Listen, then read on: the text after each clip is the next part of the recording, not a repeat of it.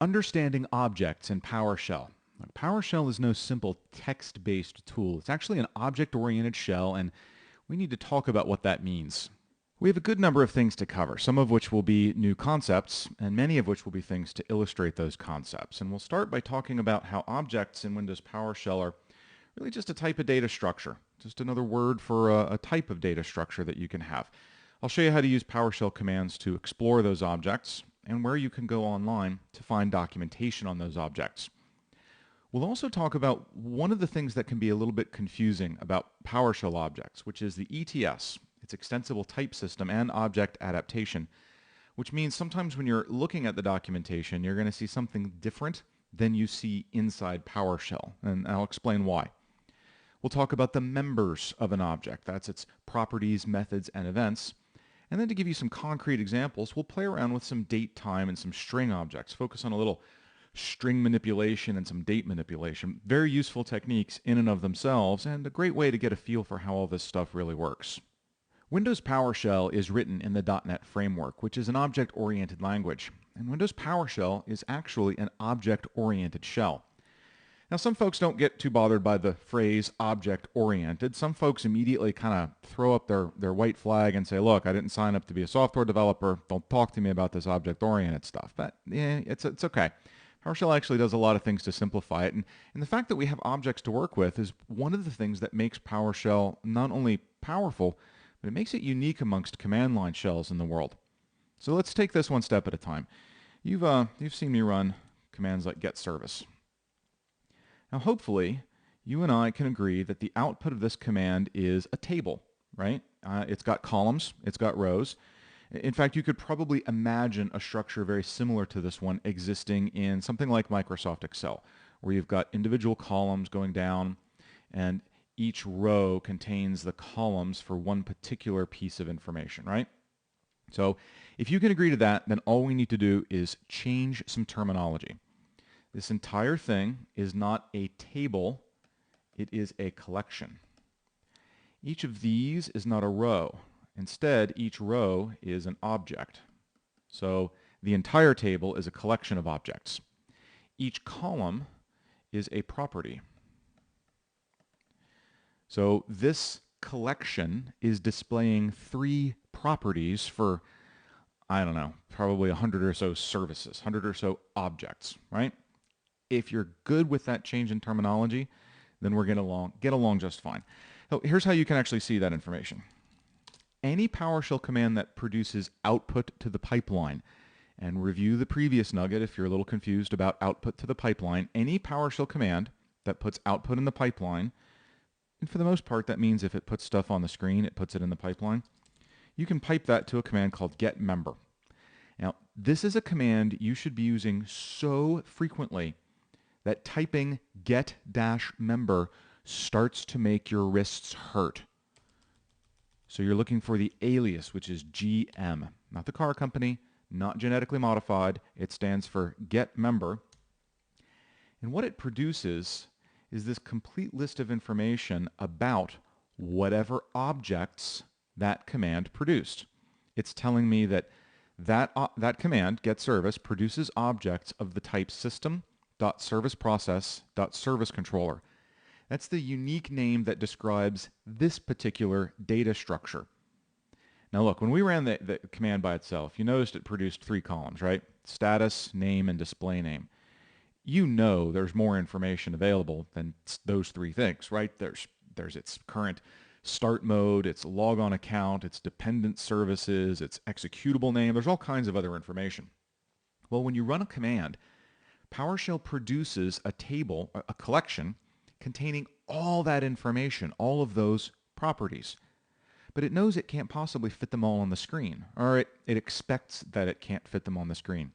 So there's literally just a bunch of configuration files sitting on disk that say, look, if he runs this command and he didn't tell you what he wants to see, just default to these properties. Well, getMember is how you can find out what else is available. Anything that has the word property in it. Alias property, property. See if we scroll down a bit. We've just got those 2 types. But anything that uses the word property in it is something that you could potentially display in a column of the output. Now, an alias property is actually something that PowerShell adds, and this is a good time to kind of jump into finding the documentation. The help system in PowerShell does not document objects. So instead, I'm going to copy this type name to the clipboard, open up my web browser, and I'm going to paste that in to my search engine. Doobie-doobie-doo. I didn't really want it to do HTTP, but thanks. Just search for that. Oh. Search for it there.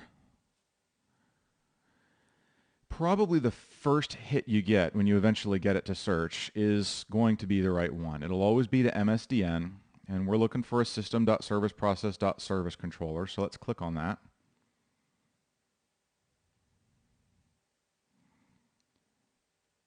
And you can pull out this little tree view here to kind of give you more information, and you'll see it's willing to give you a list of all of its properties. So we've got things like service name. If you look here, this is alphabetical, right? A, B, C, D, E, M. There is no property called name. There's just service name. This documentation is a good way for you to figure out what some of these properties actually mean. Service handle is the handle for the service. Service name is the name that identifies the service. Service type is the type of service, that type of information. So it's good to have this documentation. But understand that PowerShell has an extensible type system, meaning it can actually add stuff to this thing in runtime dynamically. So this entire list that was produced by getMember is a list of the object's members, which includes properties, events, which are things that happen to the object, and methods, which are things you can tell the object to do, like starting or stopping a service. So of these members, some of them were born with the object, and they'll be documented on the MSDN webpage. Some of them were dynamically added by PowerShell's extensible type system, including alias properties. PowerShell hates it when objects don't have a name property. Everything should have a name. Well, service objects have a service name property instead. And so it's listed right here all by itself as a regular property. So PowerShell adds an alias to that so that it also has a name. Now, there's also a required services, which is actually the same as the underlying services depended on property. It's just another alias. You'll see these a lot. Let's run get process and pipe that to GM. This is a big list. Alias properties tend to go at the top. So instead of handle count, we can just refer to handles. Instead of process name, we get a name. Same thing as it did with services. Instead of having to type non-page system memory size, we can just type npm. So these alias properties are sometimes just a little shortcut. We've got some events down here. So there's an exited event that will run whenever a process exit. That's a good way to respond to that. And there's a bunch of things you can do to the process, including kill it. I love that one. It's probably a little bit visceral, but hey.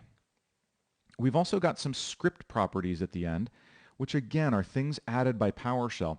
You see, it turns out that things like the company and the CPU and the path for a process are actually a little bit difficult to get. And so this script property is added by PowerShell, and it executes this code under the hood to make that information a little bit more accessible to you. So PowerShell is doing a lot of things to adapt and extend this object. If we look at the help for getMember, you'll notice a number of switches. First of all, you can have it display just certain members. Only show me the alias properties or the script properties or whatever it is you're after. You can also have different views. Show me all the members. Just show me the base object. Show me the fully adapted object, or show me the extended object. So let's take a look at some of those differences. Let's do it all with getProcess. We do apples to apples. So view all. That's what we've really been looking at. That's everything. Alias properties, which are extensions, everything. Let's change it now to just adapted. So the adapted object is the one that has not yet been extended by the extensible type system. In this case, we're just getting the base object plus any mandatory adaptations PowerShell has had to make the thing work. If we look at the extended object, that's when we get just the extensions PowerShell was adding. So these are all the things that won't be documented in the online documentation because PowerShell just added them. Like right now, it just put them in there. And the last mode is base. And this is just the raw object as it was born, as it came out of the .NET framework. And these are all the things that will be documented on that MSDN web page because these are the things that the object was actually born with. So there's a lot of different ways that you can use getMember to see different versions of the object. At the end of the day, you always get to play with the fully extended object, which is what getMember is showing you by default. It's a combination of the extensions as well as the base things that that particular object was born with. So let's spend a little time playing with a slightly simpler type of object that we can really do some fun stuff with. I'm just going to put a string into a variable. Oops, I guess I should type the variable name first, huh? X equals hello. If we pipe X to getMember, we can see at the top of the list that the type name is system.string. This is a string object. It's got one property that we can play with, length, x.length. Now the dot is called a member resolution operator. Here's how I like to think of it. I don't want to do something with the entire x object. I just want to do something with a piece of it, the length piece, a fraction of the object, if you will. And in math, we use a decimal point to refer to a fraction. So I'm telling it, I don't want the whole x, I just want a piece of it, and the piece I want is the length piece. 5, that's how long that particular string is. Now let's play with some of the methods, because these are fun. Here's the replace method. I want to replace all instances of LL with XX. Oops. Notice how I left out that single quote at the beginning of XX? That's why I did that prompt there. So I'm going to pull that back up, put that in there. Now that did not change the original thing that was in X. That produced a new string where the LLs had been replaced by XX. You can see that if I just look inside X, it's still the original thing. X to upper. Now to upper doesn't require any arguments, so you still have to put the parentheses, and there cannot be a space between the method name and the opening parenthesis. That'll give me an uppercase version of it. There's also to lower, and none of those have modified the original contents of X. What else have we got in here? There's all these other fun methods. You can kind of get a little bit of a view. For example, here's to upper, and you'll notice that it does not include anything in the parentheses. So that's kind of telling me it doesn't require any other input inside those parentheses. Whereas replace does. It wants the old character and then the new character, or the old value and the new value. So you can kind of get a brief look at the syntax here, especially if your PowerShell window is really wide. Otherwise, if it's not wide enough, it'll truncate this information. But if you really want to learn how to use these things, you're probably going to want to jump into the documentation. So here's what I'll do. I'll push the type name in here, system.string. System.string. I use too many versions of IE, I can't remember the right thing. So here's the string class. And this time I want to go look at the methods. And if I was curious about how to use the replace method, I could scroll down to that. I could see there's two versions of it, one that takes a single character in each argument, and another that takes a complete string of multiple characters. I can click on that. And then I can even get some examples. The C# examples are the ones that are going to be probably the most applicable to PowerShell. They're going to be the closest. And here you can see it using replace, feeding it two strings. So replacing document with document. So if you do need to learn how to use some of these methods, this is the right place to go about doing it. Let's close all those tabs out. So it's a string object. There's definitely a lot of fun things you can do there. You can trim the string, you can pad the string, convert it to upper and lowercase, do all kinds of crazy stuff with it. Now let's play with some dates. There's a command in PowerShell. Well, you know what? I should make you do this. We got a bunch of things called date. We're looking for commandlets. We got set date. There we go. Get date. That's the guy I want to use. That's a date. Let's put it in a variable so we can play with it. Dates have got a bunch of cool things you can do. First of all, they've got properties that let you extract just a particular piece of the date. So d.hour, that's the hour I ran this. d.day of week, I ran this on a Tuesday. At least my computer thinks it's a Tuesday. It's possible I have not set the clock on that correctly.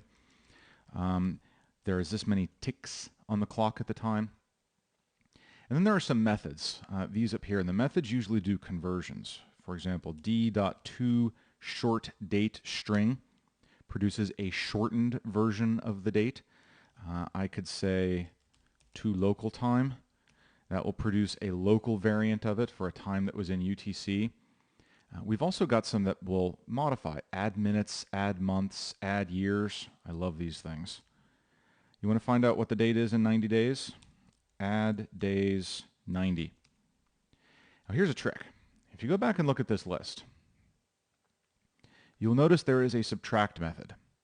But if you look over here at the documentation for it, it tells you that you have to give it a date time value, meaning you have to tell it what you're subtracting. Are you subtracting days or hours or minutes? There's also an add method that does the same thing. But then you get all these shortcut ones. Add days, add hours, add milliseconds. I like to use those because the syntax is easier. So if you want to find out what the date was 90 days ago, add a negative. And imagine that you're going to be doing some rotating of log files. You're going to archive off the old log files, delete the oldest archive one. This is a great way to calculate the dates that you would need to do that. You know, IIS log files, for example, take the form ex year, month, day.log. Well, you can certainly extract all that information, $D year, right? $D day. You can get all those different pieces of information out and use them to construct the file name for 90 days ago. You can do this thing called chaining. Now, here's the trick with this. If you look at this, if I just look in D, that's what a date time object normally formats itself as. If I add -90, I get that same type of format, right? I don't know why it did. Oh, because I didn't use add days. There we go. So it appears to me as if D contains a date time, and the add days method produces a new date time. We can verify that by just piping it to get member. Yep, sure enough, that produced a date time also. You can see there on the type name that it's a system.datetime. Well, that means I can do something like this. I took a date, I ran its add days method, which produced a date, so I took the new date's year property. All right, you can ping those things together as much as you want to. For example, toShort date string will produce the short date string for 90 days ago, or 90 days after whatever date is in D. So you can chain these methods together, and if you just want the year out of that or whatever else, you can continue to chain those things together so long as each method is actually producing a date time object. Now let's see what happens. What is this producing? See, that's not a date time anymore. The toShortDate string produced a string. So I could not put year because a string object doesn't have a year property. It gives me nothing. I wish it gave you an error message, but it doesn't. Length, on the other hand, is something a string does have.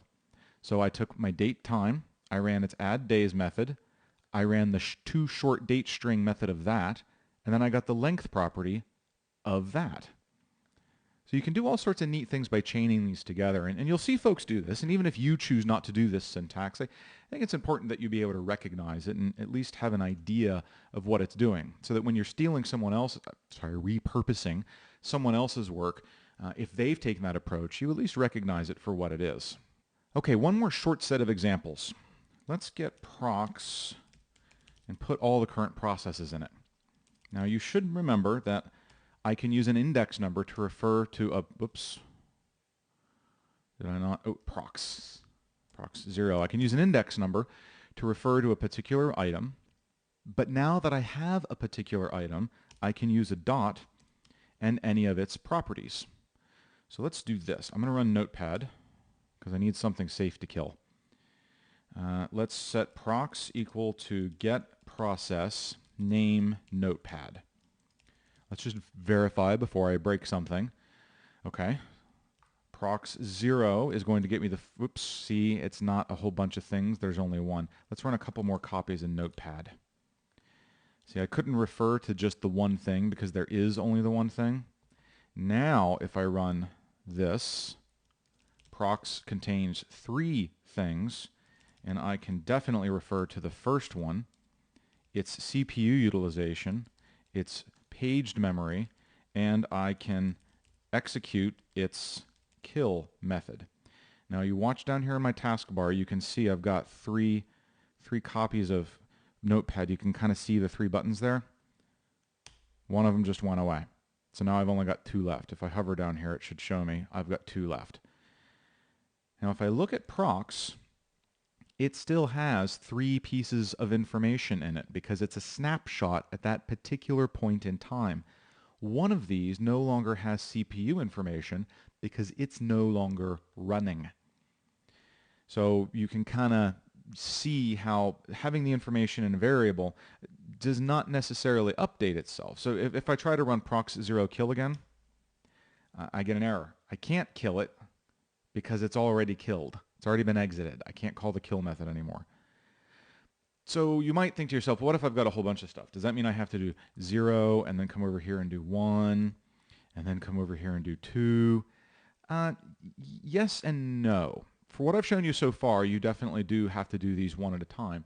But we're going to be working our way into some commands that will go through them all for you. When we get there, I want you to remember that we had to do this so that when I show you the shorter, more efficient way, it makes a little sense to you and you appreciate the efficiency. So objects are just a different type of data structure. You can think of them as a table, like an Excel spreadsheet, and if remembering that sort of a row is an object and a column is a property helps you get through the terminology, then fantastic. Keep in mind you've got that getMember or GM command, and it is going to be one of your best friends. You should definitely get in the habit of using that on objects so that you can see what you're dealing with. I showed you where to find the documentation, and that'll help you maybe get some more background details on the base members of an object, but keep in mind GM is going to show you stuff that isn't in the documentation, but was instead added dynamically by PowerShell as part of its extensible type system and object adaptation routines. So that's all the members, the properties, the methods, and events of an object, and we got to play around with some of those, using date, time, and string objects. Very useful tasks all by themselves, and a good set of examples for all this objecty stuff. I hope this has been informative for you, and I'd like to thank you for viewing.